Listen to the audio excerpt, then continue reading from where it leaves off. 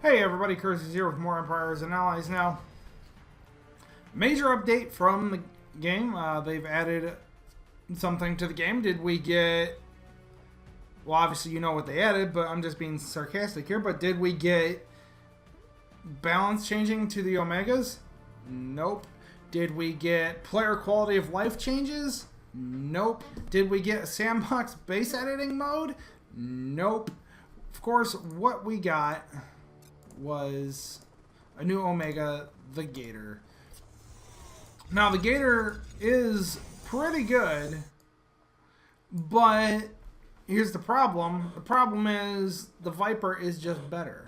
Now, Zynga, really quick before I just showcase what the Gator can do, what you guys did when you created the Viper is you set a dangerous precedent for, a dangerous bar for how powerful an Omega should be. Like, if you were to create anything better, like, and I mean something better than the Viper, you would be creating an Omega that had infinite range, does splash damage equal to the area of the map, and has a super ability that has no cooldown, and when you press the super button, the enemy's base just blows up.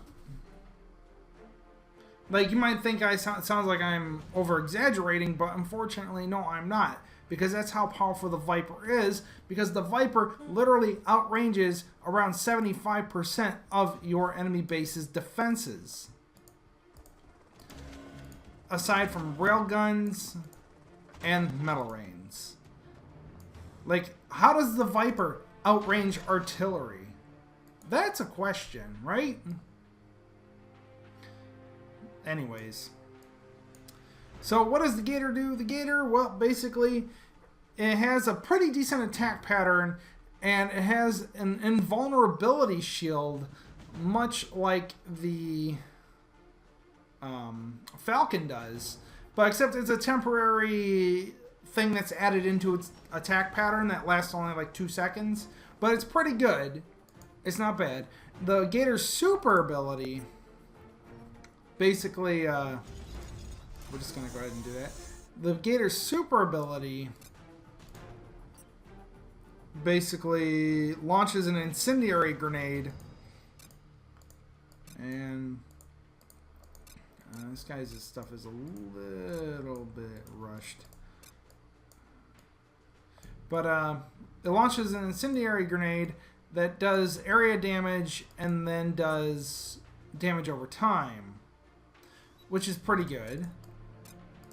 Level 16. Okay, well, this will be a base I can use just to show off, you know, what the Gator can do.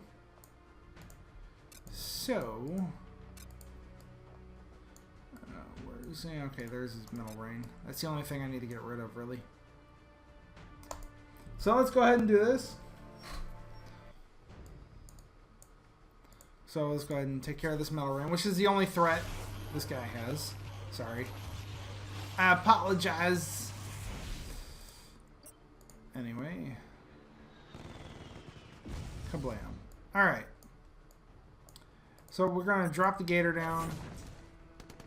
The Gator's going to go ahead and get to work here. See that shield that pops up? That blocks all enemy attacks from that are targeting the Gator.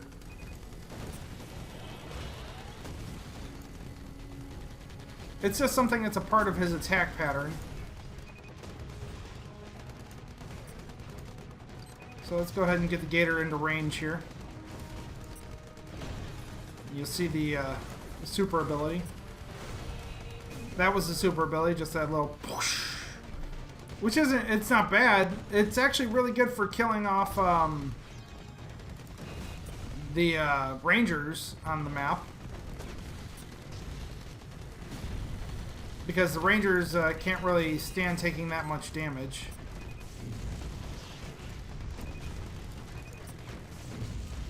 So,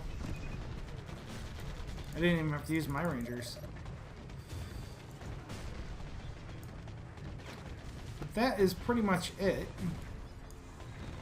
Like and the Gator walks faster than the, it seems it walks faster than the Colossus or the Viper. Which is good. which means it's fast. It's a good assault Omega.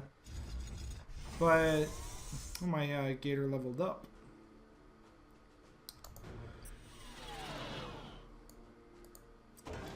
But the Gator doesn't have a pilot voice.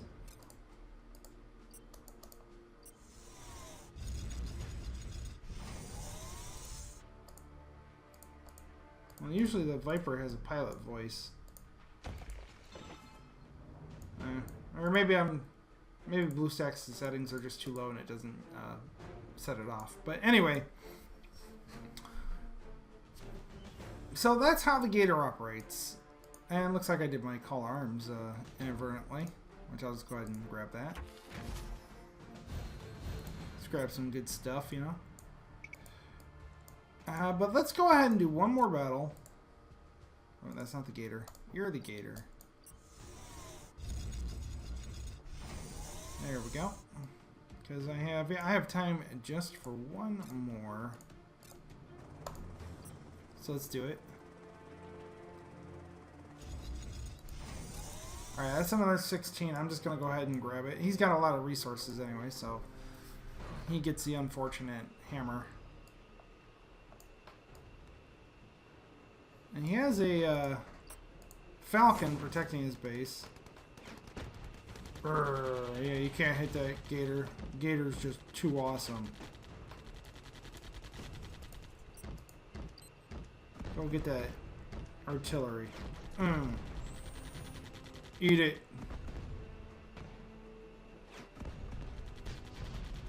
That's right. Launch that super.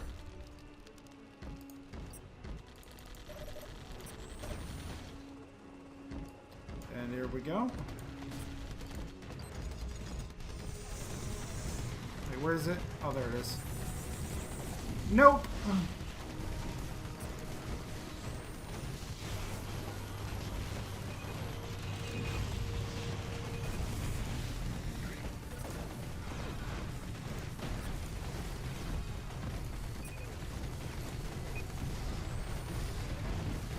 Ah, the...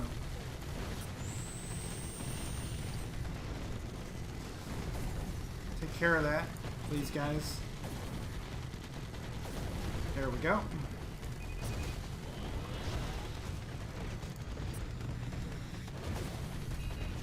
Well, hell, that Gator's ability takes out of a lot of... takes out walls pretty decently. I'm not gonna lie.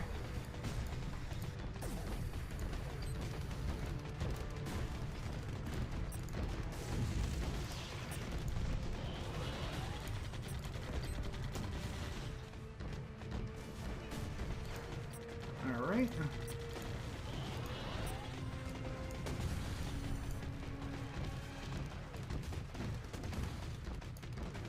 But yeah, this is another 100%. But I was just kind of dragging it out by not using my airstrikes at the beginning. But yeah, there you go. I mean, that's just, you know, so you can see what the Gator can do.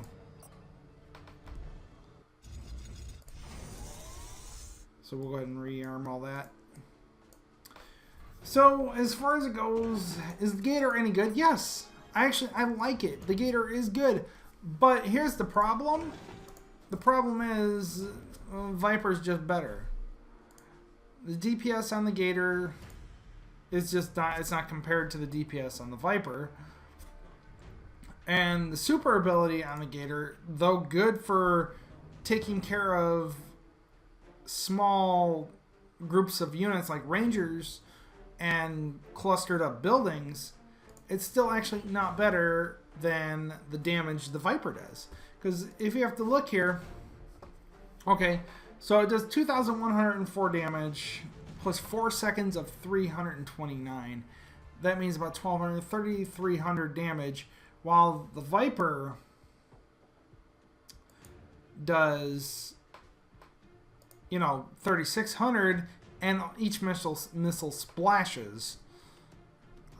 So it does basically the same amount of damage as the Viper, although at level 2. So maybe the damage that this is going to, the super damage will do, maybe once we hit around the same levels, is going to be comparable. But still, the Viper's super has much better range. This is the problem. Everything on the Viper has superior range, and therefore the Viper just outshines. It outshines the Colossus, outshines the Falcon, although the Falcon does have a very specific use, and that's it can, you know, give your buildings invulnerability during defense battles, which is good. But the Viper, it can just barrage your enemy units, snipe them from far away if they don't get up in the Viper's face. That's pretty much it. So the Viper kind of just outshines in pretty much every way. Now, if I were to suggest any kind of nerf to the Viper, it would be to nerf its range down to the minimum range of the dome, of the Thel dome. So that the Viper has to stand just in the white line in order to attack a Thel laser. So the Thel laser can at very least counterattack.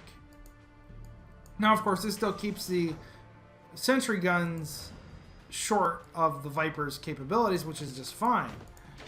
But as far as artillery and Thel lasers go, the Viper needs to stand inside their range of attack. Now, if they're going to do this, though, if they're going to nerf that, what they need to buff on the Viper is that the Viper's primary weapon needs to always be the snipe. And so that way the Viper doesn't swap over to its machine gun, which, by the way, is a major issue with the Viper's AI, because like some buildings will be right inside that range of the machine gun or rifle, I guess, we'll just call it the semi-auto rifle of the Vipers, and the Viper will just start walking up to things to get into that short range and start shooting. So I really think the Viper's primary weapon should just be the snipe, but the Viper's range overall needs to come down so that it's in range of, you know, like at least 2/3 of your enemy's base. So that way the Viper has to be backed up by troops. That's the major issue. The Viper doesn't normally need much backup unless your enemy's base is full of drones or spiders. But that's just kind of my opinion. Let me know what you guys think. That's it for this video right now. Make sure to like, subscribe, comment, share. And as always, I'll see everybody in the next video. Catch me on twitch.tv/Cursius. About 5 to 7 days a week, depending. Around 7 p.m. Eastern Standard Time, Detroit, Michigan time. Although I don't live in Detroit, I'm just saying, you know, that's you know, for reference. So, thank you guys, and I'll see everybody in the next video.